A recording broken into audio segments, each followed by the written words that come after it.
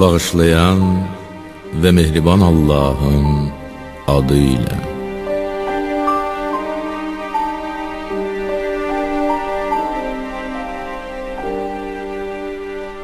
Halal Studiyası təqdim edir.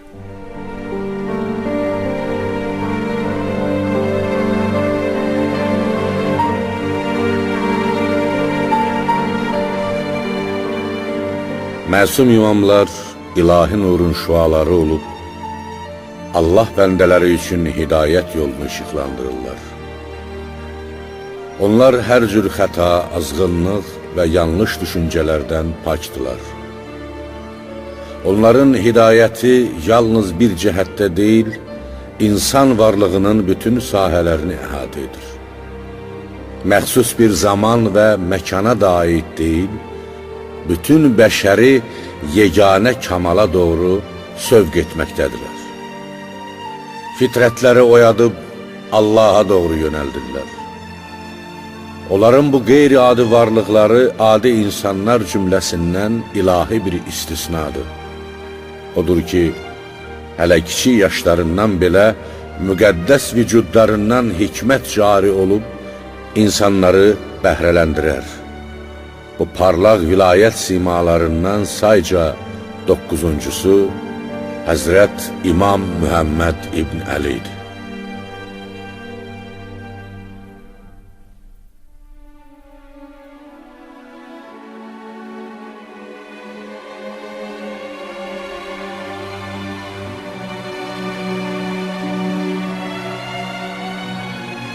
O Həzrətin künyəsi Əbu Cəfər, ləqəbləri Təqi, Cəvad, Muxtar, Mürtəza, Müntəcəb, Qane və alimdir. Allah Teala'dan çox qorxub çəkindiyi üçün Təqi, səxavətli olduğu üçün Cəvad adlandırılmışdır. İmam Muhammed Təqi Hicri qəməri 195-ci ildə Rəcəb ayının 10-unda Mədinə şəhərində dünyaya göz açmışdır. Atası 8-ci İmam Rızadır. Anası Həzrət Rəsulun yoldaşı olmuş Mariya Qibdiyyənin nəslindən hesab edilən Səbikə adlı çox fəzilətli bir qadındır. O, əxlaqi dəyərlər baxımından öz dövrünün bütün qadınlarından üstün sayılırdı. İmam Rıza Səbikəni Xeyzuran adlandırmışdı. Bir gün İmam Rıza bacısı Həkiməni yanına çağırıb buyurdu: "Bugün Xeyzuranın mübarək övladı dünyaya gələcək. Onun yanında olmağını istəyirəm." Həkimə deyir ki, körpə doğulduğu 3-cü gündə gözlərini səmaya doğru açdı, sağa sola baxıb buyurdu: "Əşhədü ən la ilahə illəllah və əşhədü ənnə Muhammədən Rəsulullah." Bu qəribə halı görüb qorxdum və Həzrət Rızanın huzuruna gedərək olanları ərz etdim. İmam buyurdu: "Bundan sonra ondan gördüyün qeyri-adi hallar indi gördüyündən daha çox olacaq."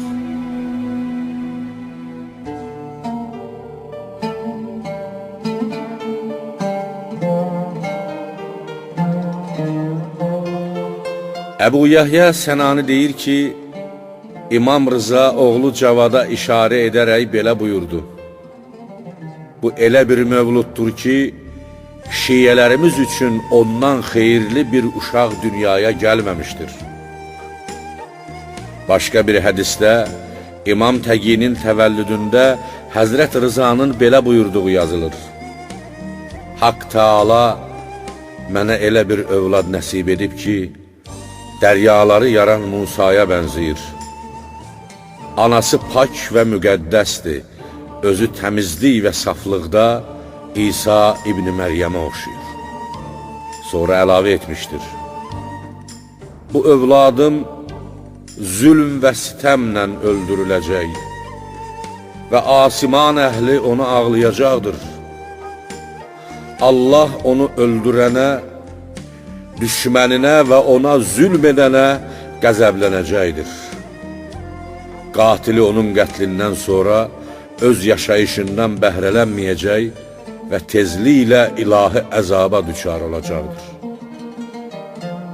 İmam Rızanın katibi olmuş Məhəmməd İbni Əbu İbad qeyd edirdi ki, o Həzrət oğlu İmam Təqini Əbu Cəfər deyə anar və ona hörmətlə yanaşardı. Bir gün İmam Rızanın belə buyurduğunu duydum. Məndən sonra Əbu Cəfər mənim vəsim və ailəm arasında vəkilim olacaqdır. İmam Rıza Məhəmməd oğlu Xəllad adlı səhabəsinə belə göstəriş vermişdir. Mən Əbu Cəfəri öz yerimdə əyləşdirib, öz canişinim təyin etmişəm. Biz elə bir nəsildənik ki, kiçiklərimiz hər şeyi böyüklərimizdən irs aparır. 8-ci imamımız Həzrət Rızanın ömründən 40 ildən çox vaxt keçirdi, lakin onun övladı olmamışdı. Bu məsələ o zamanın şiyələrini narahat edirdi. Çünki Peyğəmbərin buyurduğuna görə 9-cu imam 8-cinin oğlu olmalıydı.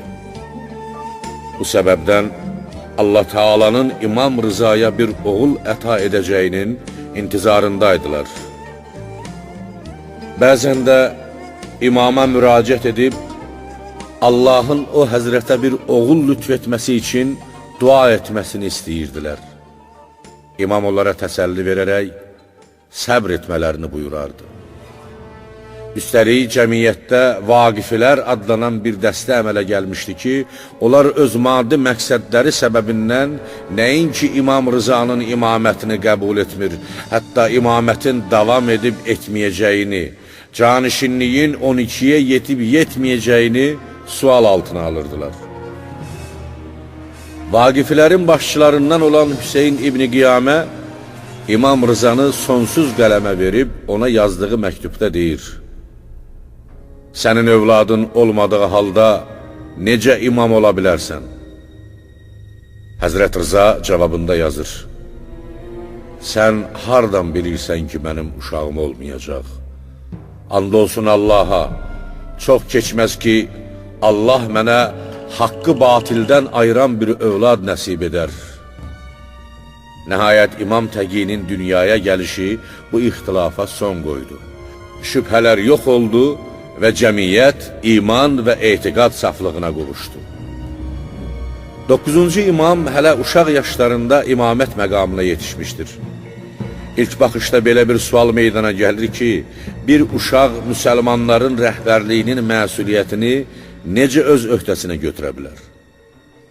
Peyğəmbərin canişini olma kamalına çata bilərmi?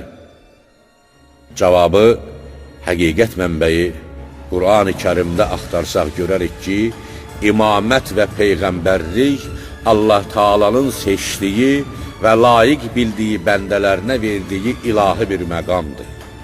Belə şəxslər adi insanlardan istisna olmuşdular. Məryəm surəsinin 12-ci ayəsində oxuyuruq: Ey Yəhya, kitabdan bərk yapış, biz uşaq ikən ona hikmət verdik. İmam Baqir buyurur ki, Zəkəriyyə Peyğəmbərin vəfatından sonra kiçik yaşlı oğlu Yəhya onun nübüvvətini irs aparmışdır. Deməli, bu müqəddəs ilahi məqamda yaş məsələsi yoxdur. Bu işin mümkün olmadığını sananlar məsum imamları adi insanlarla səhv salmışlar. Halbuki Allah Taala bəzi məsləhətlər üzrə bütün elmi kiçik bir uşağa da verməyə qadirdir. Bilirik ki, uşağın dil açıb danışması üçün ən azı 12 ay vaxt keçməlidir. Ancaq Qur'an-ı Kərim Həzrət İsa'nın dünyaya gəldiyi ilk günlərdə dil açıb danışdığını söylüyor. Məryəm surəsi 30-32-ci ayələrdə oxuyuruq. Allahdan bir möcüzə olaraq körpə İsa dilə gəlib dedi: Mən həqiqətən Allahın bəndəsiyəm. O mənə kitab verdi, özümü də peyğəmbər etdi. O harda oluramsa olum, məni mübarək etdi və mənə diri olduqca namaz qılıb zəkat verməyi tövsiyə buyurdu. O həmçinin məni anama qarşı itaətkar və nəvazişkar etdi, zülmkar və asi qərar vermədi. Çox ehtimal ki, bu məsələ zamanında müzakirə mövzusu olmuşdur. Əli İbn Əsbat deyir, bir gün İmam Təqinin huzuruna getmişdim. O həzrət mənə buyurdu, ey Əli İbn Əsbat, Allah Taala'nın imamət məsələsində gördüyü iş, eyni ilə Peyğəmbərlik məsələsində gördüyü iş kimidir. Allah Taala Həzrət Yusuf barəsində buyurur, Yusif ən yetkin dövrünə çatdıqda ona hikmət və elm verdik. İmam Rızanın səhabələrindən başqa birisi belə nəql edir, Xorasanda o həzrətin yanındaydım. Orada olanlardan biri imamdan, əgər başınıza bir iş gəlsə, sizdən sonra kimə müraciət edək deyə soruşdu. İmam Rıza buyurdu, oğlum Cavada. O şəxs, onun hələ az yaşlı uşaq olduğunu bildirdi. İmam Rıza buyurdu, Allah Taala Həzrət İsanı Peyğəmbər və yeni şəriət sahibi seçəndə, o oğlumdan daha kiçik yaşlıydı. Tarixçilər yazırlar ki, Hicrətin 202-ci ilində İmam Rıza Məmun tərəfindən zəhərlənib şəhid edildikdə, o həzrətin oğlunun təqribən 7 yaşı var idi. Buna görə də Bağdad və digər şəhərlərdə müxtəlif fikirlər yaranmağa başlayır. Həmin dövr Mötəzilə məzhəbinin qol-budaq atıb genişlənərək nüfuz tapdığı bir dövr olmuşdur. Yerli hökumət də onları himayə edir, digər məzhəbləri zəiflətmək üçün əlində olan bütün maddi və mənəvi imkanlardan istifadə edildi. Mötəzilə olanlar yalnız insanın ağlına arxalanır və dini hökmləri bu müstəvidə ölçürdülər. Bir uşağın kiçik yaşlarından rəhbərliyə yetişməsi ağıllarına sığmadığı üçün onu dərin dolaşıq fiqhi suallarla məğlub edəcəklərini, özlərinin haqlı olacaqlarını düşünürdülər. Belə mürəkkəb zamanda İmam Təqi elmi müzakirələr təşkil edir, bununla da həqiqi marifi xalq arasında təbliğ edirdi. Bu məclislərdən ilki Hicri 202-ci ildə həcc mövsümü ərəfəsində baş tutmuşdur. Bağdad və digər şəhərlərin alim və bilicilərindən 80 nəfər həccə səfər edərkən Mədinə şəhərində İmam Sadiqin evinə gəldilər. Kiçik yaşlı İmam Təqi onların məclisinə təşrif gətirdi. Hamı ayağa qalxıb o həzrəti salamladı. Sonra bir-bir suallarını verməyə başladılar. İmam hamıya qəti və qane edici cavablar verdi. Tarixçilər yazırlar ki, bu sualların sayı 3000-ə çatırdı. İshaq İbn İsmail deyir, mən də o məclisdə var idim. O həzrətdən soruşmaq üçün 10 sual hazırlamışdım. Öz-özlüyümdə dedim, əgər suallarıma doğru cavab versə, o həzrətdən istəyəcəyəm ki, dünyaya gələcəyini gözlədiyim yeni övladımın oğlan olması üçün Allaha dua etsin. Hamı öz sualını soruşduqdan sonra mən də söz üçün ayağa qalxdım. O həzrət məni görəcək buyurdu. Ey İshaq, onun adını Əhməd qoyarsın. Bu hadisədən sonra Allah mənə bir oğul əta etdi, mən də onun adını Əhməd qoydum. Belə elmi məclislər imamət həqiqətinin təntənəsi ilə bitir və İmam Təqinin əsl kimliyini tanıtdırırdı. Alimlərdən Əl-Cüzeyni yazır, İmam Təqi elm, təqva, zahidlik və səxavətdə atasının tutduğu yol ilə gedirdi. Cahiz Osmani deyir, Əli və onun övladları xalq içində ən sevimli şəxslər idilər. Onlar alim, zahid, ibadətlə məşğul olan, şücaətli, səxavətli və pak insanlar olmuşlar. Ərəb və Əcəm nəsillərinin heç biri bu cür şərafətə malik olmamışdır. Nişapuri qeyd edir, İmam Təqi yaşının azlığına baxmayaraq, elm, hikmət, ədəb və əqli kamilliyi baxımından elə yüksək mərtəbəyə yetişmişdir ki, o dövrün böyük elmi şəxslərinin heç biri o zirviyə çata bilməmişdir. İmam Təqi əleyhissalam öz həyatında iki Abbasi xəlifəsi ilə həmzaman yaşamışdır. Məmun və Mötəsim. Bu xəlifələrin hər ikisi Həzrəti məcburi şəkildə Bağdada gətirmiş və İmam Rıza əleyhissalam barədə icra edilən siyasəti davam etdirərək onu paytaxtda saxlamaqla nəzarət altına almışlar. Məmun xəlifə olanda bir sıra siyasi çətinliklərlə üzləşdiyindən Peyğəmbər ailəsi ilə münasibətlərini düzəltmək qərarına gəlir. Elə bu məqsədlə İmam Rızanı vəliəhdliyi qəbul etməyə vadar edir. Digər tərəfdən Abbasilər hakimiyyətin Ələvilərə keçəcəyindən qorxub, Məmunun bu hərəkətinə qarşı çıxmağa başlayırlar. İmam Rıza şəhid edildikdən sonra razı qalıb xəlifəyə üz tuturlar. Məmun imamı çox gizli şəkildə zəhərləyib, bu cinayətin üstünü nə qədər örtbasdır etməyə çalışsa da, sonda həqiqət xalqa yayıldı. Ələvilər narahat olub qəzəbləndilər. Hakimiyyətini bir daha təhlükə qarşısında görən Məmun bu dəfə yeni bir hiyliyə əl atıb, Hicrətin 204-cü ilində İmam Təqini Mədinədən Bağdada gətizdirir. İmam zahirən könüllü, həqiqətdə isə məcbur olub Bağdada gedir. Bir neçə gündən sonra xəlifə o həzrəti öz sarayına dəvət edərək, ona qızı Ümmül Fəzillə evlənmək təklifini irəli sürür. İmam Təqi bu təklif müqabilində sükut edir. Məmun da susmağı razılıq əlaməti sayaraq tədarük fikrinə düşür. O, təntənəli şəkildə bir məclis qurmaq istəyirdi. Lakin Bəni Abbas bu xəbəri eşidib, narazılıq bildirərək dedilər, bu nə işli görürsən? Yenə hakimiyyəti Əli övladlarına vermək istəyirsən? Biz bu işə yol verə bilmərik. Aramızda olan neçə illik düşmənçiliyi unutmusan? Məmun soruşur. Bəs sizin fikriniz nədir? Onlar dedilər, o uşaqdır və hələ elm, bilikdən xəbəri yoxdur.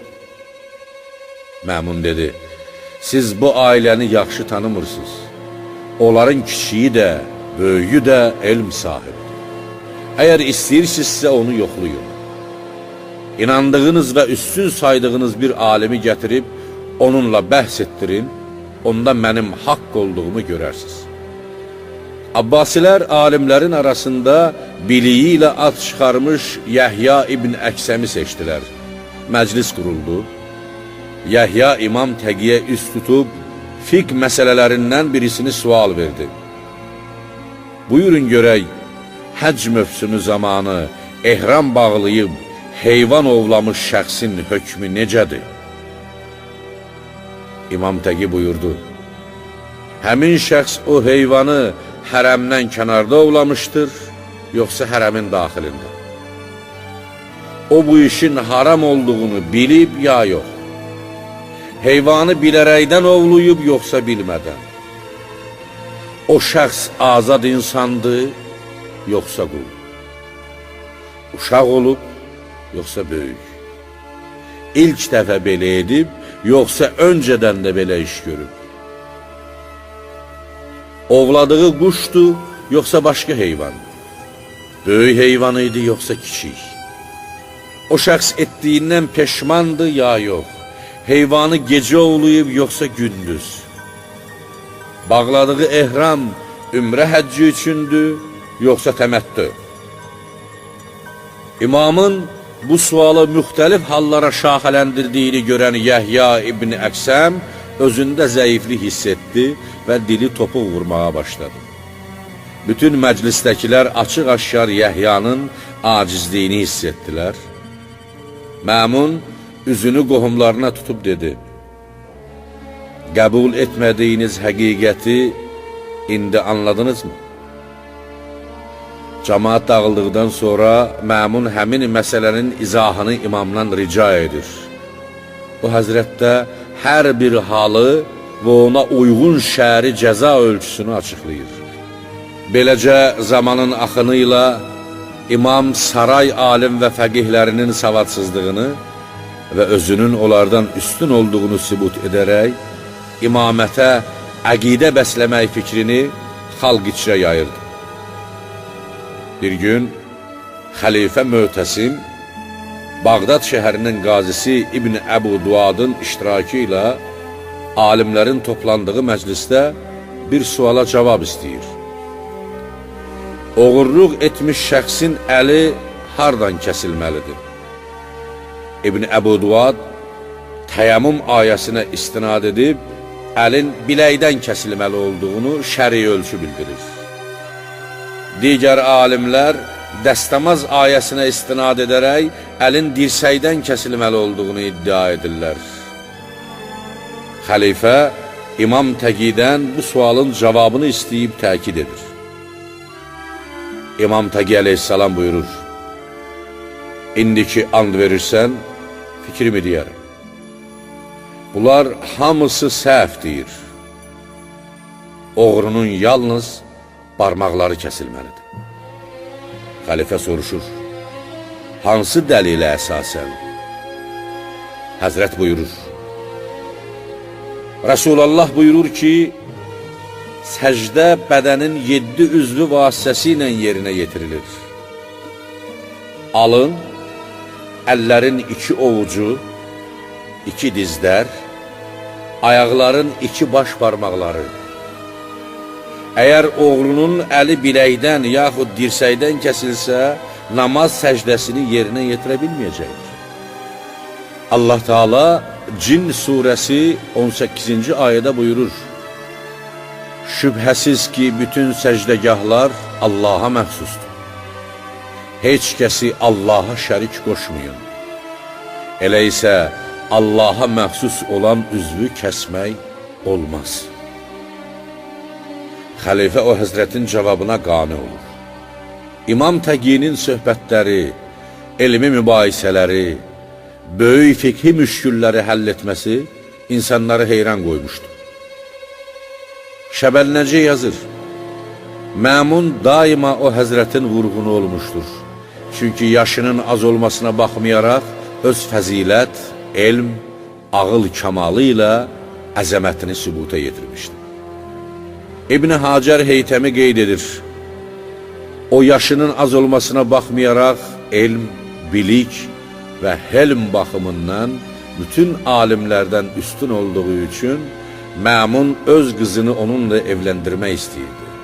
Lakin xəlifənin israrı nəticəsində həyata keçmiş bu nişanın siyasi cəhətləri də var idi.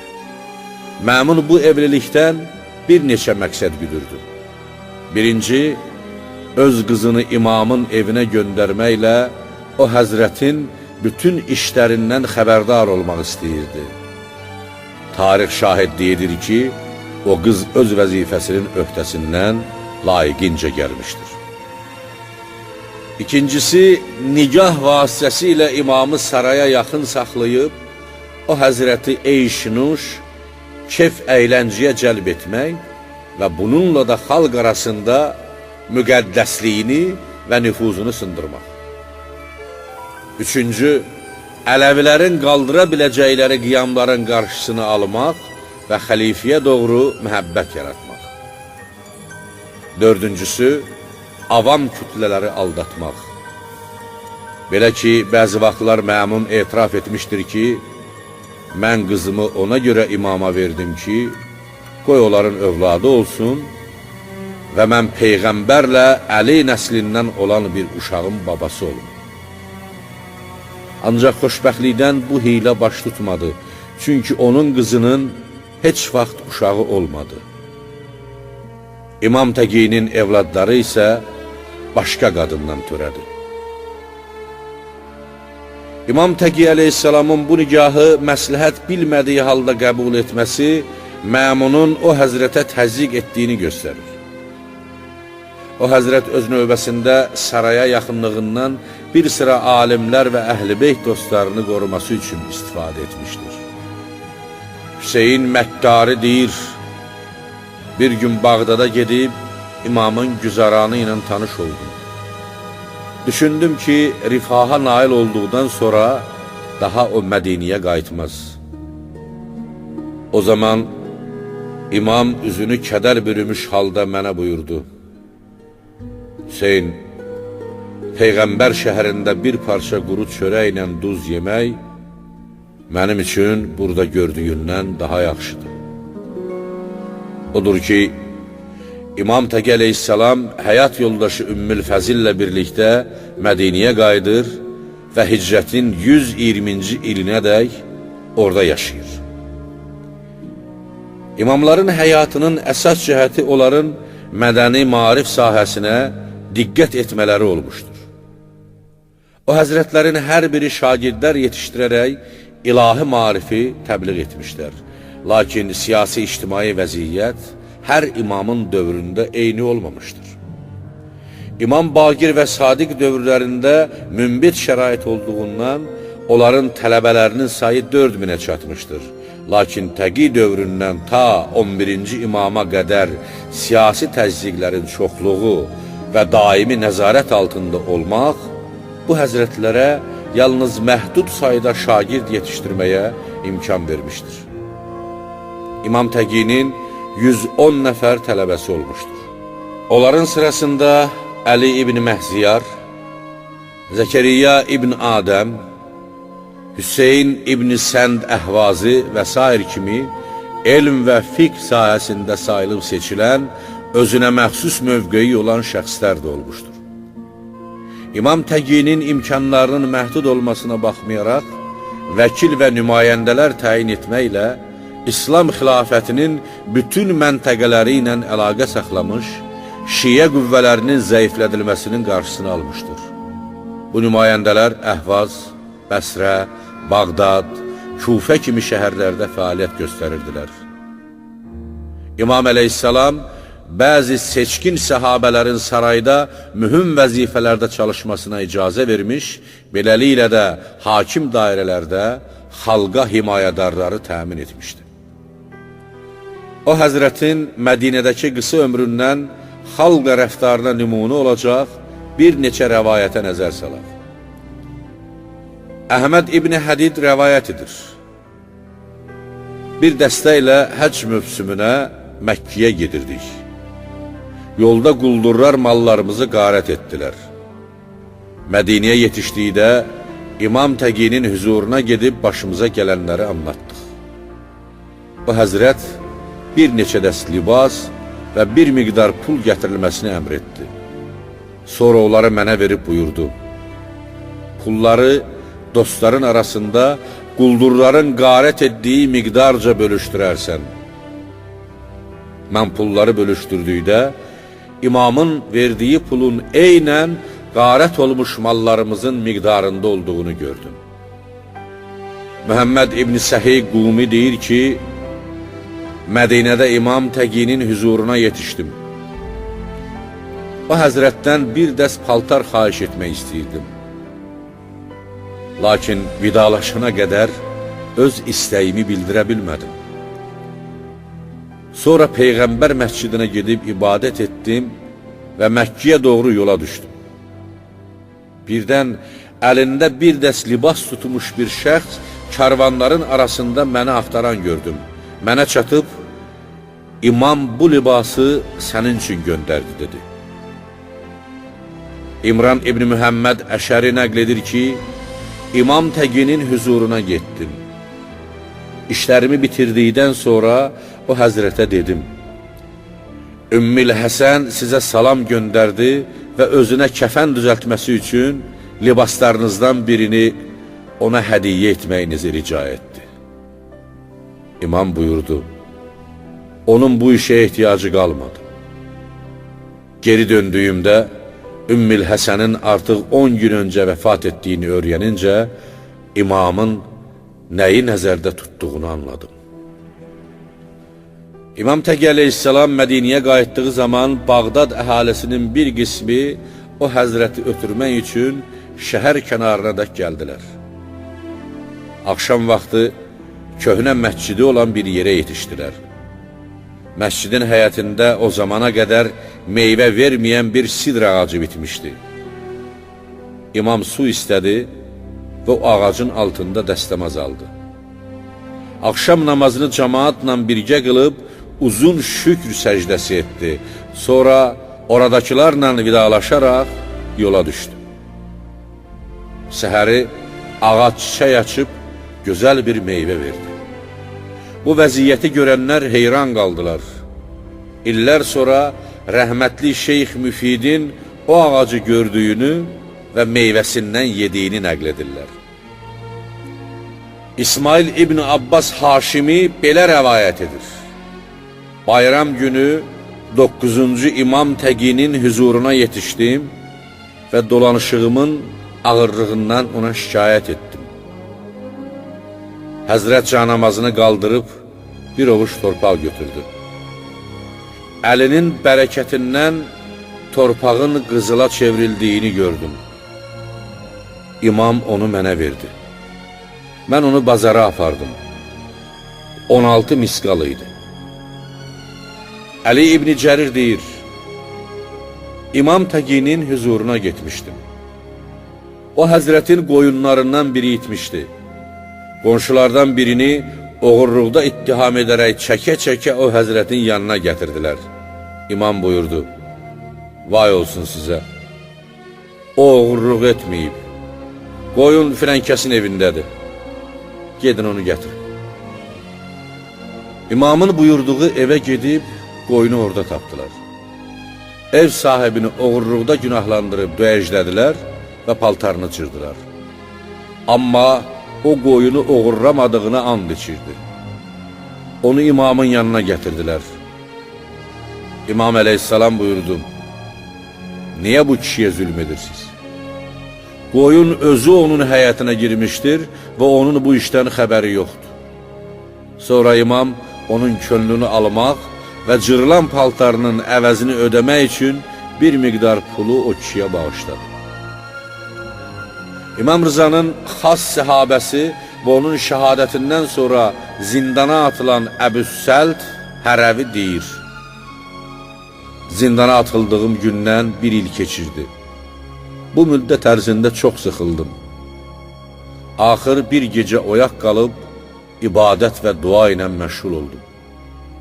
Peyğəmbər və əhl-i beytə təvəssül edərək, Allah Teala'dan məni zindandan qurtarmasını istədim. Heç duam bitməmişdi ki, İmam Təqini öz yanımda gördüm. Məndən, ey Əbu Səlt, sıxıldın mı, soruşdu. Bəli, and olsun Allaha ki, sıxılmışam, dedim. Buyurdu ki, ayağa qalx. Sonra qollarımdakı zəncirlərə toxundu, qandallarım açıldı. Əlimdən tutub zindandan bayıra çıxardı. Sonra buyurdu, get, Allah köməyin olsun. Bundan sonra heç vaxt məmunun üzünü görməyəcəksən, o da səni görməyəcək. Həqiqətən də İmam Təqinin buyurduğu kimi oldu. Bu hədislər İmam Təqi əleyhissalamın kəramət və qeyri-adiliklərini çatdıran hadisələrdən bir qismi idi. Peyğəmbərimiz və məsum imamlar hər zaman insanlara mənəviyyat süfrəsini açmışlar.